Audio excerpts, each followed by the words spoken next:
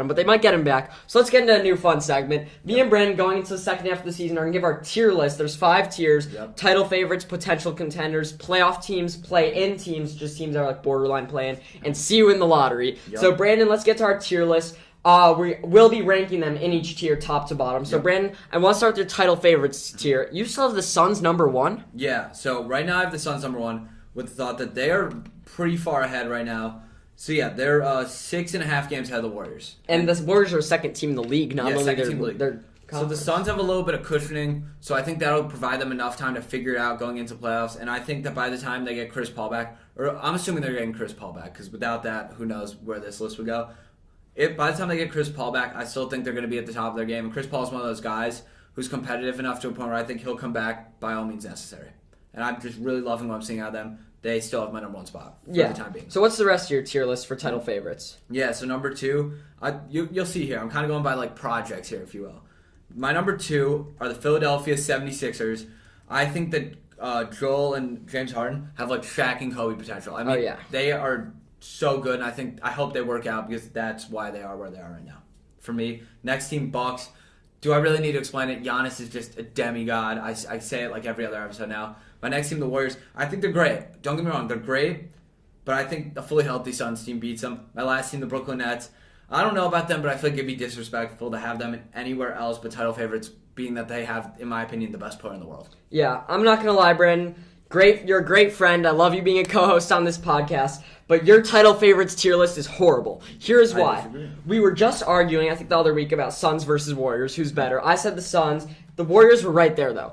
The way I see it, even with Chris Paul, the Warriors have a higher ceiling. If they're all playing at their tops, they can get up there and have a higher ceiling. Chris Paul? The Warriors, even with the Suns not having, even if the Suns do have Chris Paul, the Warriors have a higher ceiling, and I think they can achieve that. And especially with Chris Paul out, there's so much shakiness. So the Warriors are ahead with the Suns for me. My number 1 is still the Bucks. Here's why. They haven't been great all year, but they've had some injuries. I think they're the defending champs. They have Giannis, who right now is playing like the best player in basketball. They have Chris Middleton. They have Drew Holiday. They're running on every level. And Bobby Portis might be my favorite non-Laker in the NBA. I love Bobby Portis. So they're my number 1. I just explained why I have the Warriors over the Suns. Suns are still right there. Best team in the league, as you said, and Chris Paul will be back. My number 4 is the Miami Heat. I do not know how you did not have the Miami Heat I'll get to it. in your title favorites tier.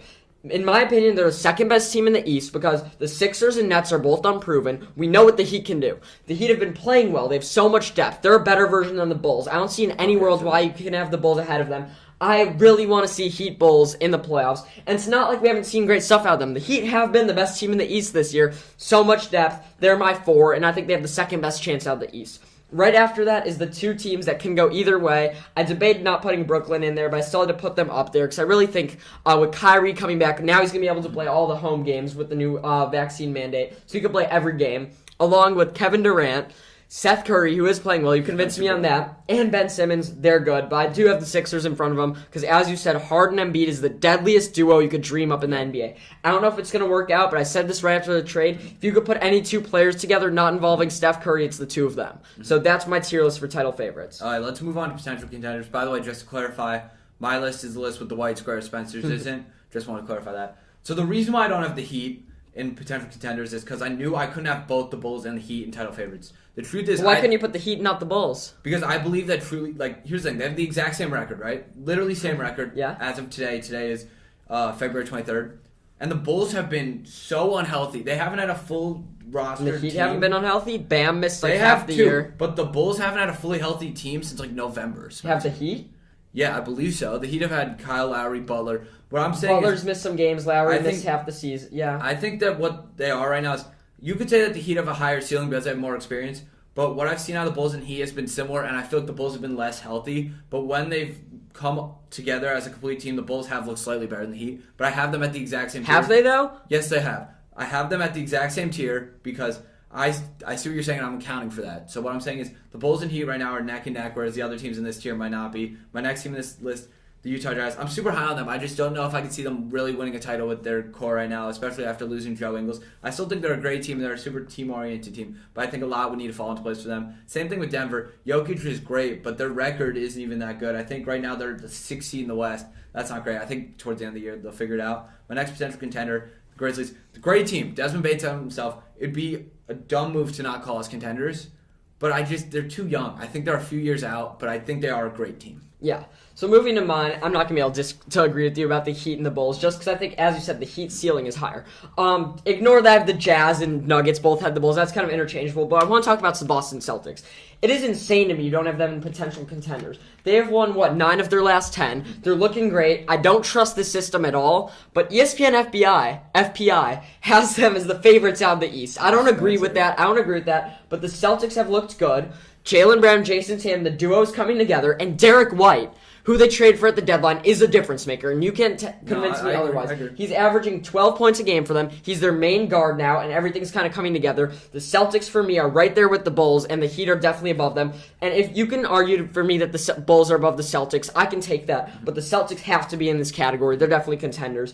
The Bulls are right behind them. I will say, although it seems like I'm a Bulls hater, it's just because you're overhyping them a lot. The Bulls are a good team. They can get it together, and I think I'm not counting them out for an Eastern Conference Finals run. I just don't see them beating the Heat or the Bucks, especially if the Nets and Sixers are there. Who knows? If their matchup is bad, they could lose in the first round. I just have more trust in the Celtics.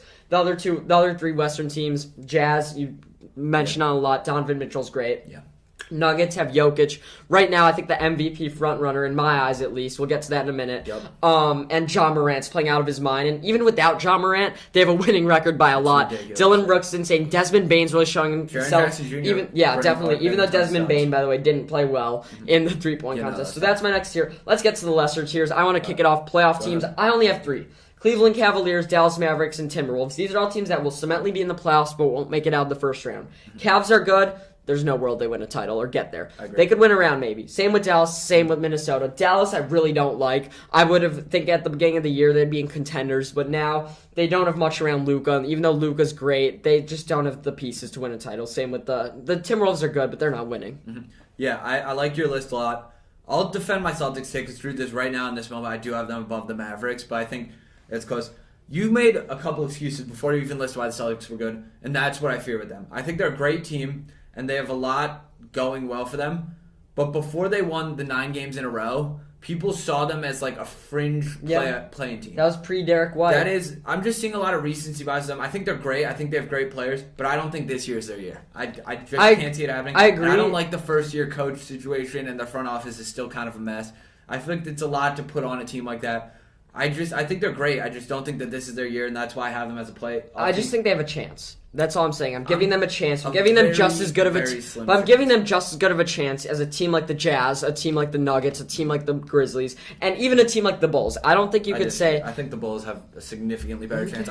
Here's what I'll say. I agree. I think I'd give them a similar chance to the Grizzlies. I'm just putting them in a tier below. Because for all we know, in a week, we could think, oh, wow, that 9-game stretch was quite a fluke. They have lost. We could, but I think that's not what's going to be like. All I'm going to say is I can't wait till playoff time. That's going to be our best episode is when I see the Bulls choke. I don't know who it's going to be against. Lakers won't even make it. By the way, I think the Bulls can show me some things. I think they can win a series. They're just not winning a title. I want to see them against the Heat so bad. Anyway, continue on with your list. Yeah, I think you said Cleveland perfectly. I mean, great team, just not quite there yet. Toronto, I have them there too. I feel like Nick Nurse always puts something together in the playoffs. Who knows? Timberwolves, I'm starting to wonder what's going on with Timberwolves. They have so much talent. It's ridiculous. They have D'Lo, Anthony Edwards, and Cap, and they're still they've been decent this year. But I think they've overachieved this year. Yeah, they're 3 games over 500 and 3 games over 500, and I'm starting to wonder why can't they do it? Why can't they win? I'm starting to think they're cursed, honestly. But yeah, that's why they're a playoff team. They're not doing anything in the playoffs. Yeah. So